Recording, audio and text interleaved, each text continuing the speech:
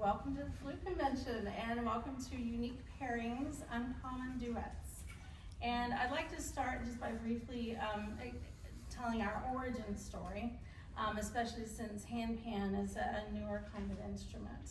A few years ago, I got a call from a bride requesting flute for a wedding, and she said, but it could be flute or it could be drums, something light. It was it was for an outdoor wedding at a Buddhist temple in Gainesville, where we're from. So the bride sent me examples of meditative music from India and a YouTube video of handpans. And I thought, how does she know about handpans? And I thought, but I also thought, I know a guy who plays handpans. My friend from church and who lives up the road from me as well, Mark Burlingame. I've known from, he plays trumpet a lot at church and piano and keyboards, and but in the recent years he had picked up handpans. And so long story short, the bride asked if we could put flute and handpan together. And we thought, well, that's a great idea. And so Mark came up with a little something and we recorded it, sent it to her, and they said, that's great, let's do it. So we were set. And then unfortunately that was February of 2020. So we had to put a pause on further creating for a while due to the pandemic and then subsequent rebuilding of my thumbs year after year there for a while. And so Mark has gone on to create with other people. But no, I'm fortunate that Mark can actually compose for us too. Because the nature of handpans is that there's a lot of improvisation. But I'll let Mark explain a little bit about the handpans for you. Yeah, so how many of you ever have heard handpan before? So I think it's becoming more mainstream. But the first handpan, it was a relatively very recent instrument. The first handpan, the handpan didn't exist before the year 2000. So the first handpan was made in Switzerland. They call it a hang, H-A-N-G, and they still call it a hang. They to this day they say we don't make handpans, we make a hang. But essentially it was the first handpan. But now there are several hundred handpan builders around the world, and several in the United States. And so we have just a whole variety of these instruments. And I think that the first handpan I heard was in Spain, like 2016 or somewhere in there. And immediately I was attracted to this instrument, and there was just something about it that just immediately connected with me. And so one thing led to another, and so I've got several instruments. He has more. But for me, it's just really, it's kind of this, there's just kind of this very spiritual connection, and the instrument is always right there at your belly, that centering place, and so it's just good like that. And so today I hope we can take you on a little handpan journey, and these are just some tunes that we came up with, and I'm so grateful to Cindy for asking me to play with her. I've never been to a flute convention before.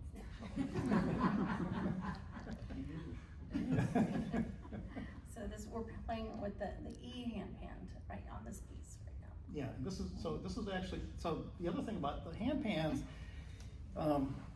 they make them all different scales, okay? So if you wanted to increase your chance of being able to create, different chords and things, sometimes you have to combine handpans. So it's not like with most instruments you can just adjust, to whatever the key is, but you can't do that with handpan. So that's why we have 4 instruments, 4 handpan instruments. So we're going to play Touching the Source. And this is one of our early pieces. And this one, I think we actually did this during the pandemic. Yeah. So I hope you enjoy the sounds.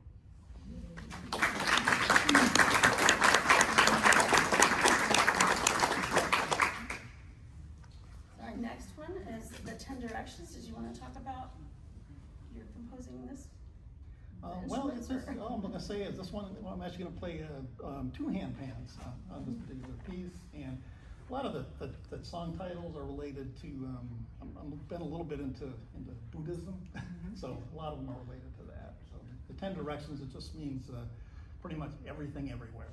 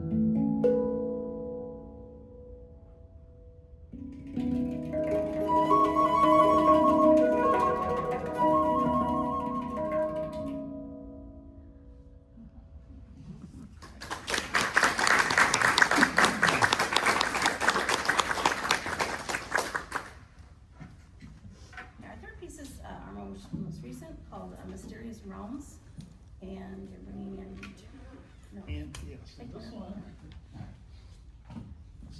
this is called this is an F sharp Mixolydian scale. This handpan here, and it's going to be played with this is a C sharp Celtic or minor scale here, and yeah.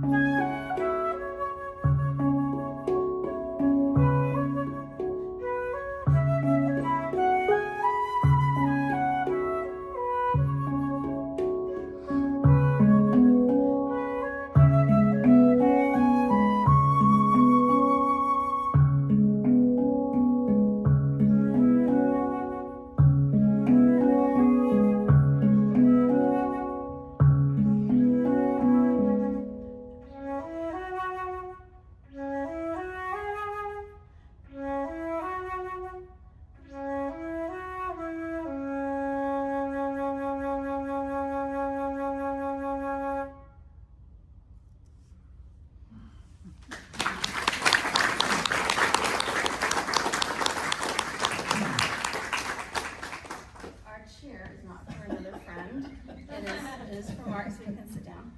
Yeah, so I wanted to sit down for this one. And handpan is often played with a handpan right in the lap.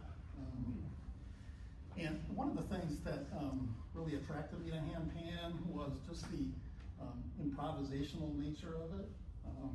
So, you know, if you have a handpan that's well made, you can just do lots of whatever you want, and a lot of times it sounds good. So we're gonna, Cindy and I, we're just gonna do a little improv and see how it turns out. As long as I know the notes of the scale, this is new to me, so, but I know that I can't go wrong because of the certain notes.